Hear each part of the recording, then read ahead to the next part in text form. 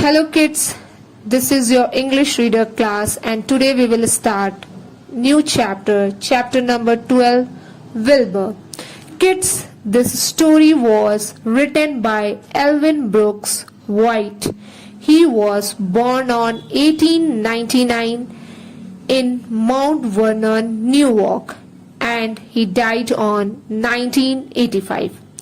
He was a contributor to the New Yorker magazine and wrote books for children.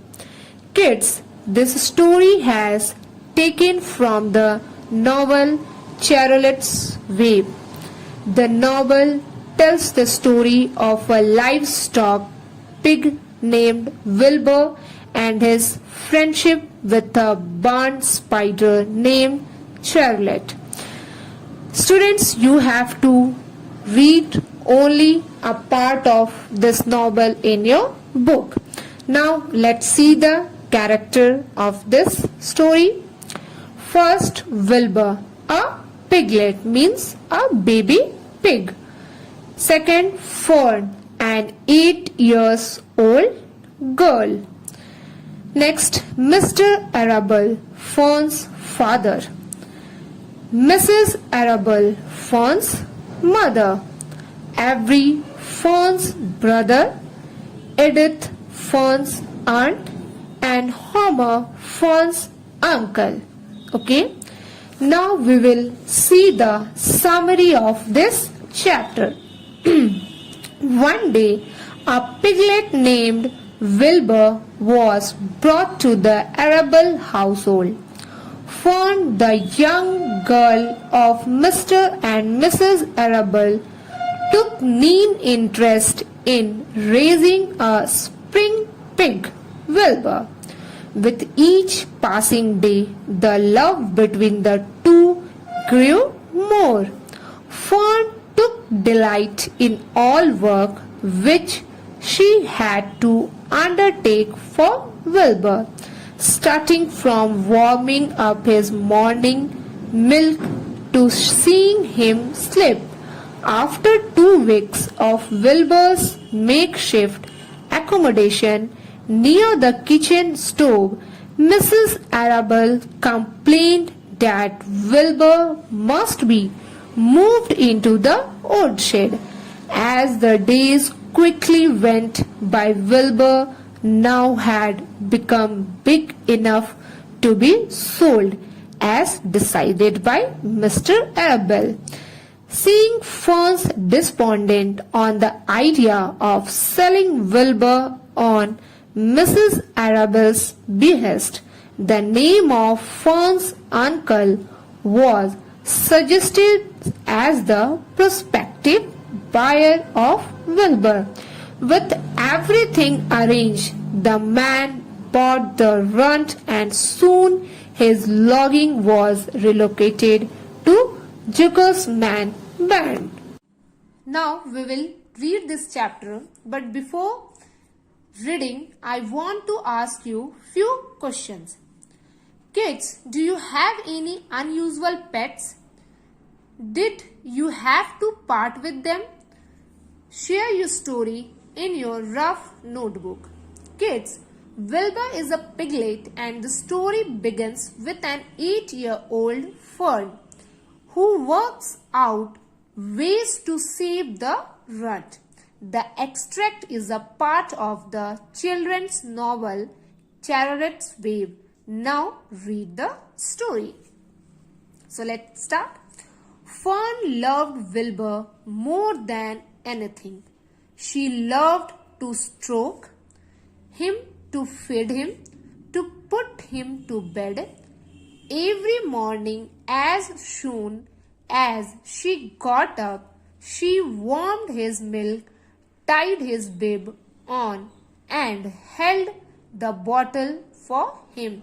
Now, kids, you can see that I had underlined 3 words. First one is stroke. It means move one hand with gentle pressure over.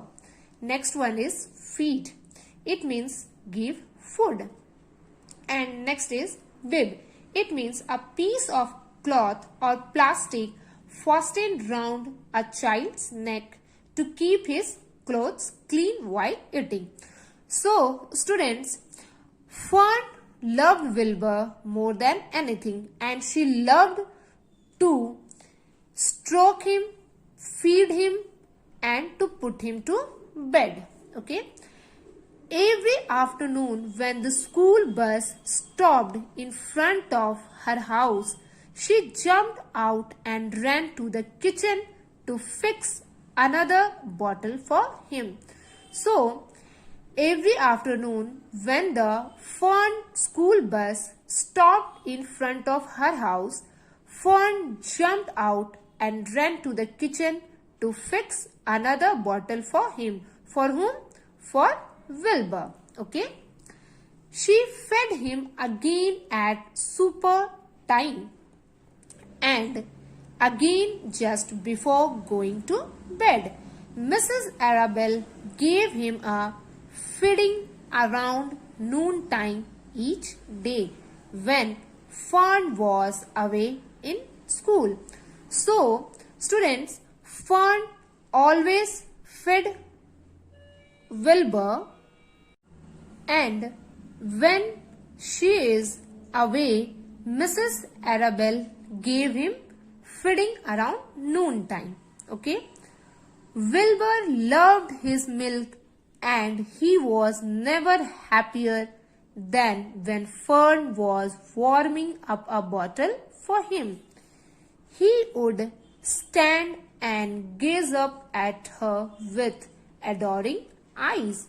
For the first few days of his life, Wilbur was allowed to live in a box near the stove in the kitchen. So, student, gaze means look steadily, okay, and adoring means feeling or expressing deep love, okay. So, Wilbur expressed his feeling or love towards Fern when Fern was warming up bottle for him. For the first few days of Wilbur's life, Wilbur was allowed to live in a box which is near to the stove in the kitchen. Then, when Mrs. Arabelle complained, he was moved to a bigger box in the woodshed. At 2 weeks of age, he was moved outdoors. It was apple bloom time and the days were getting warmer. So, students, woodshed means a place where wood is stored. Okay. And apple blooms means the flower of an apple tree that will eventually turn into an apple. Oh, okay. So when Mrs. Arabelle complained that Wilbur had to move to a bigger box in the woodshed, and it was apple bloom time and the days were getting warmer, Mr. Arabelle fixed a small yard specially for Wilbur under an apple tree and gave him a large wooden box full of straw with a doorway cut in it so he could walk in and out as he pleased. So, students, yard means a small, usually walled and often paved area. Okay. Won't he be cold at night? Asked Fern. No, said her father. So when Wilbur was moved to a different place, which is a box of woodshed, then Fern asked to her father that he be cold at night. Then her father said, no. You watch and see what he does. Carrying a bottle of milk, Fern sat down under the apple tree inside the yard.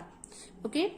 So, Fern carrying a bottle for Wilbur and sat down under the apple tree. Wilbur ran to her and she held the bottle for him while he sucked. When he had finished the last drop, he grunted and walked sleepily into the box. So students, grunted means low sound produced by a big. So after finishing his Wilbur finishing his milk, he walked sleepy into the box. Fern peered through the door. Wilbur was poking the straw with his snout. So students, peer means look with difficulty. Poking means scratching. So Wilbur is scratching the straw, and snout means the projecting nose and mouth of an animal.